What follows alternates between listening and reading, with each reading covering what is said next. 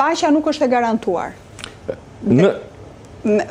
Me aq sa dihet, paktën në këto pika, sepse nuk dihet reagimi i Rusisë përkundrejt Evropës më tej. Nëse ajo varet, do të ushtrojë një diplomaci realiste dhe do ndryshoj natyrën e saj ideologjike, pasi e përmenda, e krahasova me Gjermaninë, me Prusinë e Bismarckut. Atje ishte një sipërmarrje kombëtare, këtu është një sipërmarrje për influencë dhe fuqi globale. Është diçka e tjetër. A do të orientohet Vladimir Putini nga moderacioni? E para, e dyta, krijohet një precedent në perceptim, Bruna. Sepse është përdorur një luftë konvencionale për të shbërë një shtet dhe ndryshuar kufit e një shteti tjetër, siç është rasti i Rusisë edhe i Ukrainës. Dhe në një moment caktuar kjo mund të inkurajojë dhe në vende tjera që kanë fuqinë, po flasim për Shqipërinë ose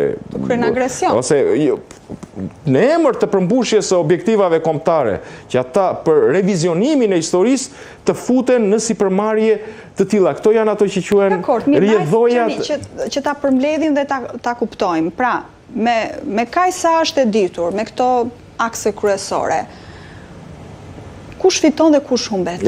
Në këtë rast fitus del Putini, pasi jo fitus, po del fitus Putini, sepse arrin të mbajtë atashuar të Federata Ruse 4 oblastet, 20% teritorit Ukrainas, humb si madh del Zelenski, si do t'i adresohet popullit Ukrainas dhe ushtrisë ukrainase? Pas 4 vite luft, gati 4 vite, do të janë 21 muaj luft.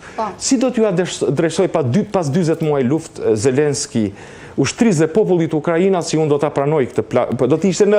Për dhe Europa, Dritan, Po e përmenda. Do me thënë, Europa nuk e pranon të humbjen me Putinin. Jo, përveç humbjes me Putinin, ka dhe shqetësimet e sigurisë saj, unë e përmenda koncepti diplomacisë ideologjike dhe kushtet kush Evropa, ka shtete që kanë një traditë ushtarake dhe duhet para rasti Gjermanisë. Sepse mund të orientohen të në emër të garantimit sigurisë në një armatosje të shpejt. Dhe ka dhe diçka tjetër, megjithëse Rusia për te humbjeve të saj, dhe flitej për 7.000 ushtarë të vdekur në javë në Pokrovsk, ishte qyteti. Që po zhvillohet. Luftimet pasi japte mundësinë Rusisë të zbriste në fushat e Ukrainës. Është një lloj fortrese në planin strategjik. Dhe Rusia do ta kishte vështirë dhe një luftë tjetër konvencionale me shtetet evropiane. Prandaj, para duhet dalin pikat e detajuara të këtij plani, duhet ketë një pohim formal zyrtar nga Shtëpia e Bardhë ose nga Departamenti i Shtetit, edhe mandej edhe mund të flitet edhe në mënyrë më detajuar. Tani, Zelenski ka marrë draft planin. Kështu flitet që ka marrë një draft plan. Ka patur reagim dhe me gjas do ta pranoj Ukraina? Reagim ka pasur në terma diplomatik, ka thënë ne jemi për... Do me thënë, Ukraina, Zelenski është me shpatulla pas murit, duhet ta pranosh se s'ka si mundësi tjetër. Sepse ka jetë njerëzore dhe nuk e potencialin ushtarak, e thash, koncepti masës... Edhe pse del fitus do ta pranoj.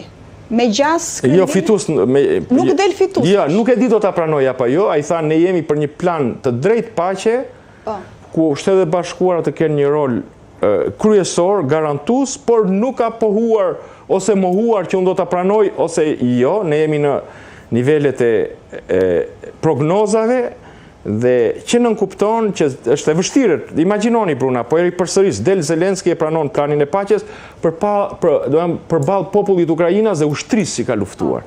Imagjino atë që quhet një psikologjia disfatiste dhe dekurajuese. Prandaj nuk e di.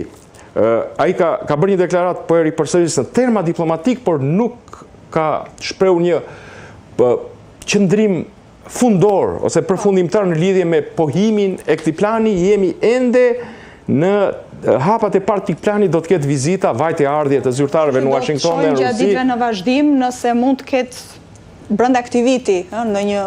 Po, edhe përpara festave të Krishtlindjes ose të fund vitit. Kështu që do të shohim. Po. Mirë, kalojmë në një çështje tjetër. Po, patjetër. Vëmendja e Donald Trump është e fokusuar edhe në Venezuelë.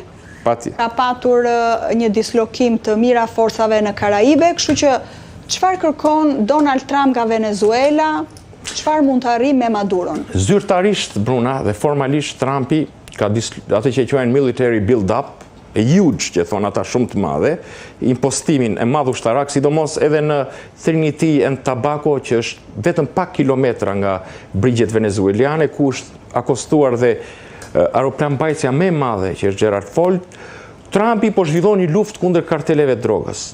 Edhe formalisht dhe zyrtarisht administrata Trump ka shënjestruar Maduron si sponsorizuesi karteleve. Në fakt, Venezuela ka një rol kryesor të tranzitit të drograve që në drejtim të Floridës. E dyta, dhe këto përdoren kur regjimet janë vështirësi për të zgjatur jetën e regjimit pasi sanksionet e administratës Obama.